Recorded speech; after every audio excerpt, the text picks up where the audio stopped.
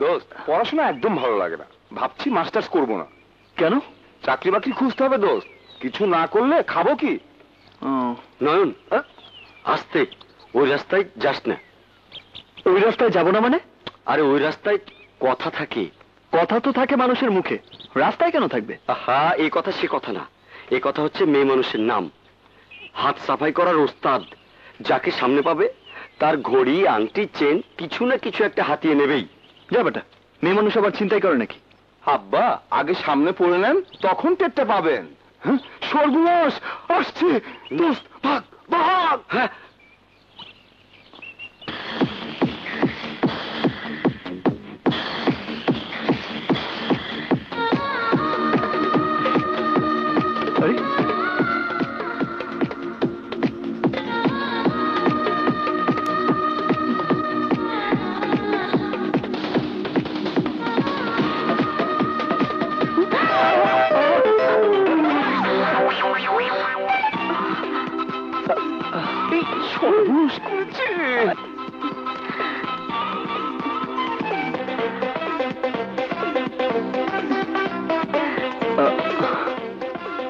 লাগেনি তো?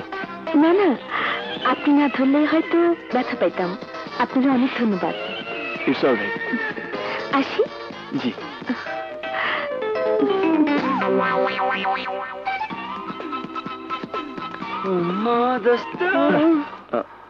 তোরা তোরা সব বানিয়ে বানিয়ে বলিস, দেখলি মেয়েটা কত ভদ্র।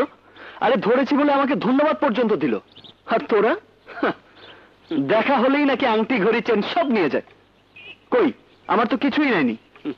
আরে বেটা, তোর গলায় যে চেনটা ছিল সেটা কোথায়?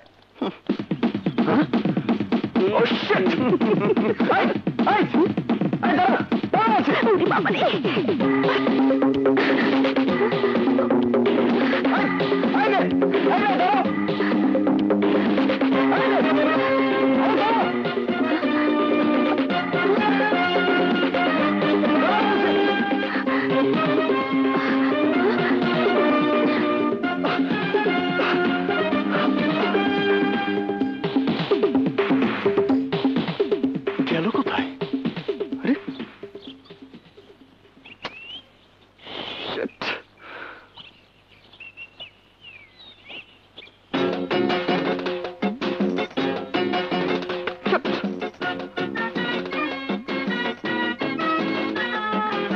আসসালামু আলাইকুম।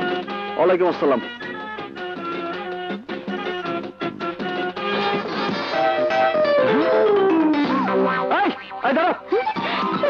আবার তো রাখিলাম।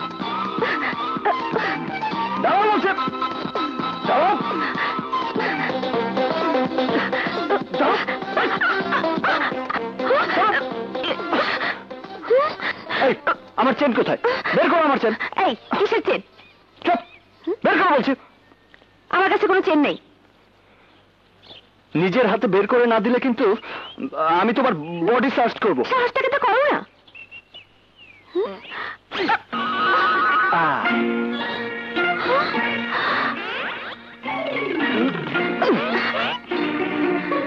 শুধু চেনটাই নিলা, আর কিছু দেখলে না? পরের জিনিসের উপর নজর দেওয়ার অভ্যাস আমার নেই। তোমার লজ্জা করে না এভাবে চুরি করতে? চুরি না করে উপায় নাই। কেন?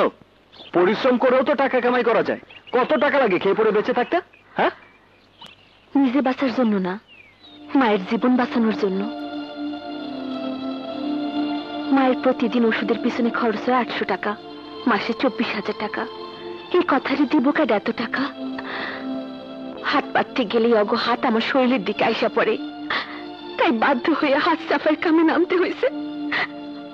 আমি বাইচা থাকতে আমার মা বিনা চিকিৎসায় মরবো, তা কি করে সহ্য করি কও?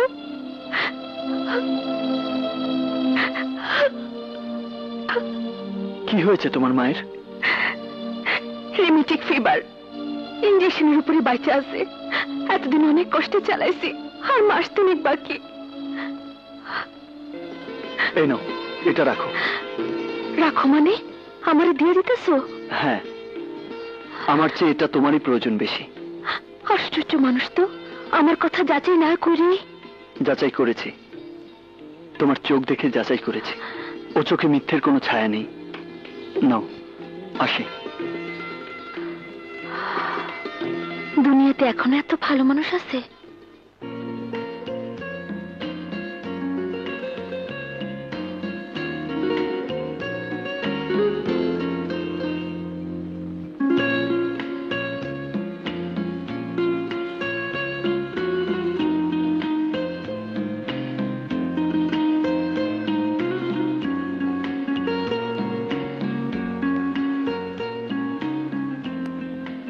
হৃদয়, আমাদের মনের কথা আমাদের গার্জিয়ানদের জানানো উচিত। আজই আমি আমার বাবাকে তোমার কথা বলবো।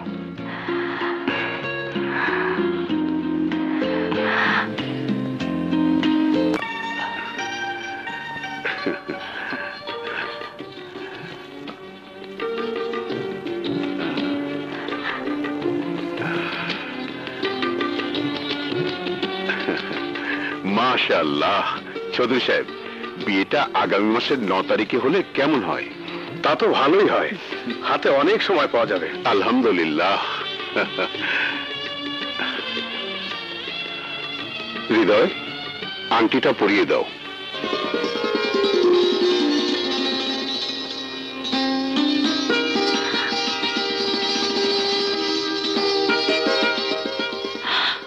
ভিকি, এবার সবকিছু সমাধান করার সময় এসেছে। যা করার খুব তাড়াতাড়ি করতে হবে। তুমি বললে তাই, না বললে নাই, কিন্তু যা করার তাড়াতাড়ি করো।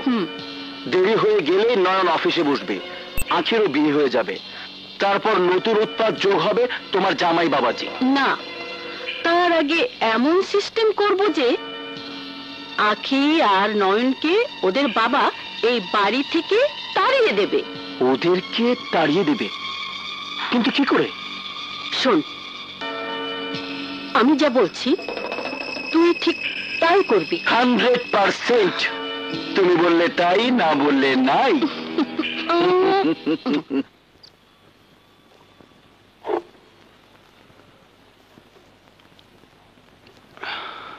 নয়ন, নয়ন, যে একটু শুনে যাও তো বাবা। আচ্ছা, আসছে।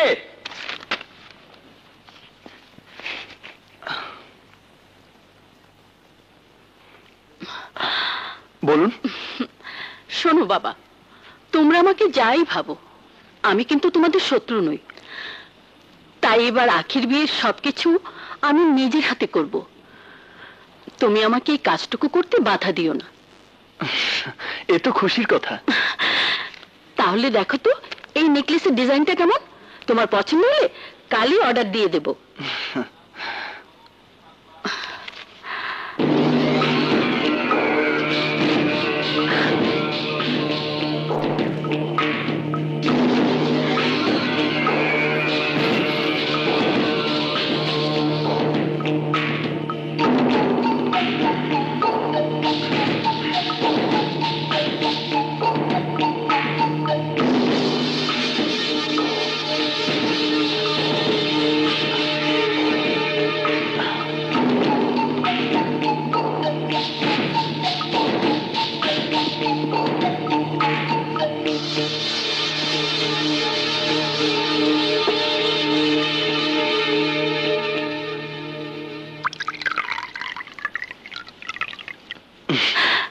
ডিজাইনটা ভালোই, আপনার যদি পছন্দ হয় তাহলে অর্ডার দিয়ে দিন।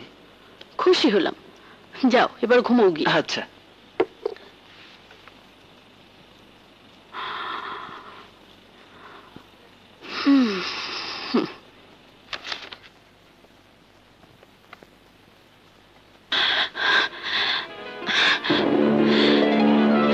এই, শিগগির এসো, দেখবে কে? নয়ন তার ঘরে বসে মদ খাচ্ছে। হ্যাঁ, মদ খাচ্ছে নয়ন? চলো তো দেখি। নয়ন! বাবা, তুমি কে খাচ্ছিস? কেন? কোক খাচ্ছি। কি হয়েছে?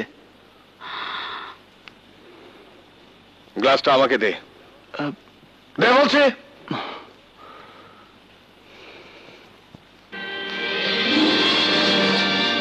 এগুলো কি? কি আবার? কোক? কোক? তুই ঘরে বসে মদ খাচ্ছিস? মদ? আমি মদ খাচ্ছি? এত নিচে নেমে গেছিস তুই? ঘরে বসে মদ খাচ্ছিস? বাবা, তোর এত অধঃপতন হয়েছে আমি জানতাম না। বিশ্বাস করো বাবা, আমি... বাবা, বাবা তুমি এসব কি বলছো বাবা? মদ খাবে নয়ন? নিজের চোখে দেখার পরও আমাকে তুই ওকে বিশ্বাস করতে বলছিস? কি হয়েছে বাবা? ভিকি, ভিকি দেখ দেখ, নয়ন বাড়িতে বসে মদ খাচ্ছে। নয়ন, তোকে নিয়ে আমি অনেক আশা করেছিলাম। ভেবেছিলাম তোকে অফিসে বসাবো, সব কাজ বুঝিয়ে দেব, কিন্তু না, একজন মদখোরকে দিয়ে কিছুই আশা করা যায় না।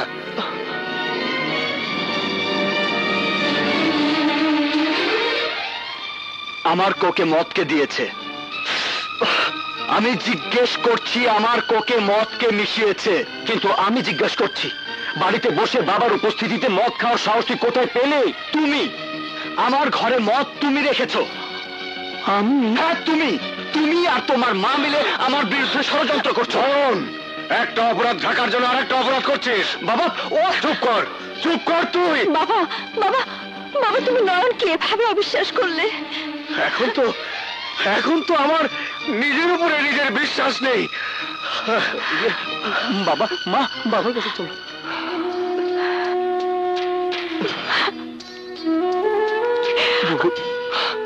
বাবা আমার কথা বিশ্বাস করলো না, আমার কথা বিশ্বাস করলো না। কেউ বিশ্বাস করুক আর না করুক, আমি আমি বিশ্বাস করি আমার ভাই কোনোদিন মিথ্যে কথা বলতে পারে না।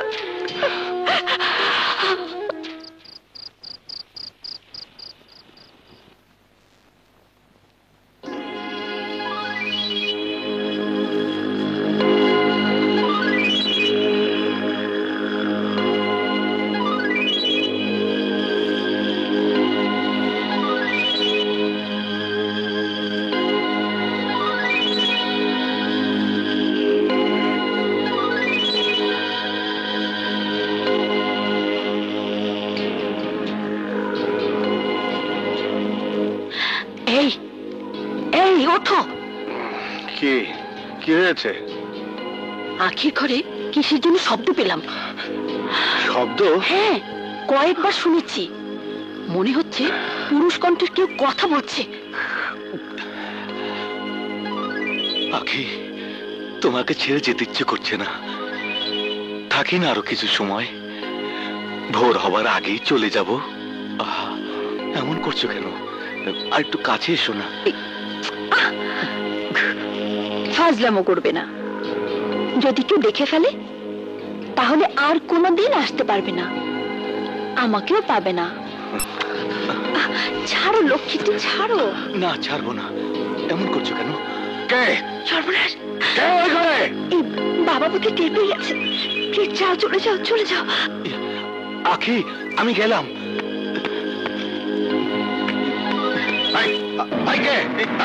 দাও দাও, কে?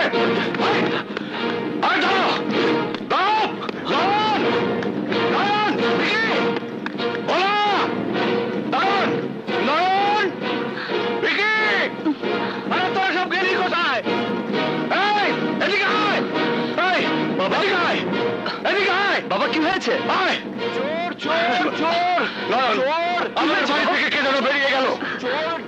কি হয়েছে? আখির ঘর থেকে কে যেন বেরিয়ে গেল। আখি, এত রাতে তোর ঘরে কে এসেছিল? আমার ঘরে? বুবুর ঘরে? হ্যাঁ, আমি নিজের কানে শুনেছি, নিজের চোখে দেখেছি। চুপি চুপি কে যেন ওর ঘর থেকে বেরিয়ে যাচ্ছে। আমি ডাকতেই ও দৌড়ে পালিয়ে যায়। হ্যাঁ হ্যাঁ মা, বাবা কখনোই মিথ্যা বলতে পারেন না। মিথ্যা বলা বাবার জন্য হারাম।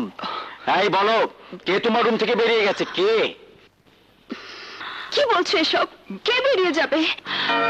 তোমার ঘর থেকে কে চুপি চুপি পালিয়ে গেছে সে কথা তো তুমি ভালো করে জানো।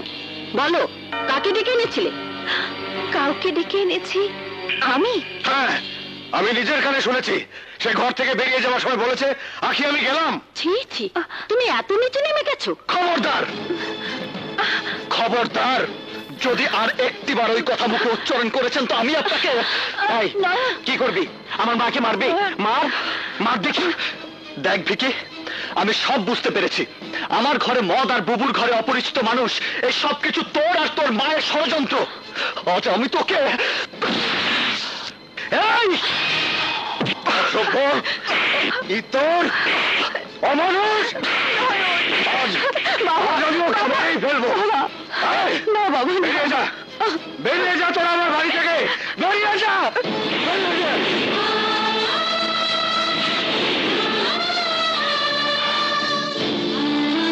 চল বাবু, এই বাড়িতে আপন বলতে আমাদের আর কেউ নেই। আমরা তো সেই দিনই এতিম হয়ে গেছে, যেদিন আমাদের মা মারা গেছে। চল।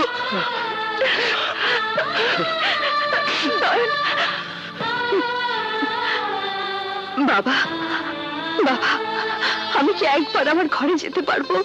কেন যাবে না? যাও।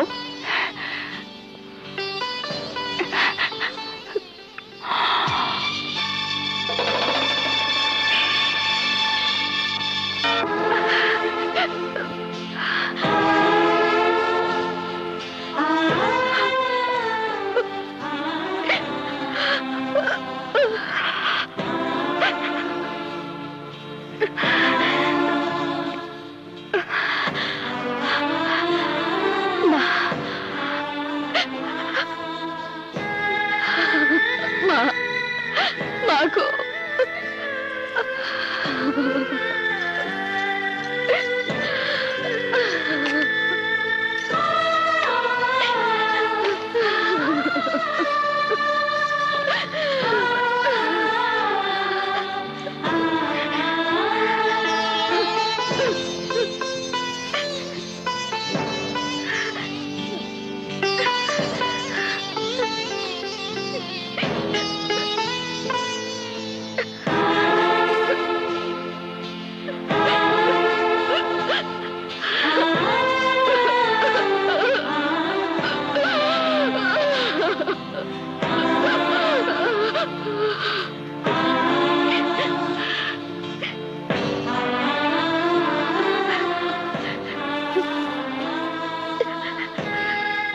বাবা, বাবা, এখানে তোমার জন্য সবাই আছে, তাই তাই এ বাড়ি থেকে আমি শুধু মায়ের এই ছবিটাই নিয়ে গেলাম।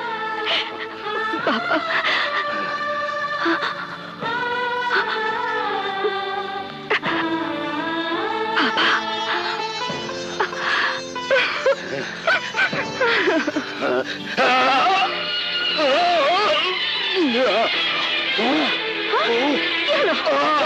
ভিকি, ভিকি, ডাক্তারকে ফোন কর।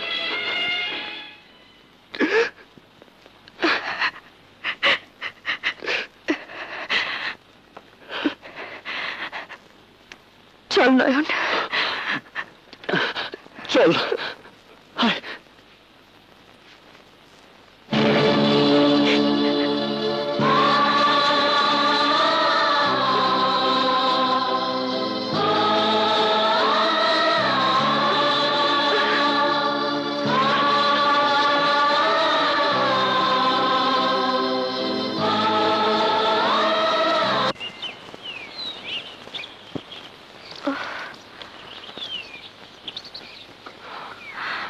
নয়ন, 4x3 বাড়ি ভাড়া তালতলা। চল, ওই দিকটা দেখি। আয়। ভাই, 4x3 বাড়িটা কোন দিকে? ওই যে সামনের গলিতে। Thank you. আসো আসো আসো, এই দেখো, এই 2 রুম, হ্যাঁ, আর ওইদিকে রান্নাঘর। কি পছন্দ হয়েছে? জি চাচা। কিন্তু তোমাকে মালপত্র কই? আমরা শূন্য হাতেই এসেছি চাচা। কিন্তু তোমাকে দেখা তো এই গরিব বইলা মনে হইতেছে না। ভাগ্যই বোধ হয় তোমাকে এখানে টাইনা আনছে।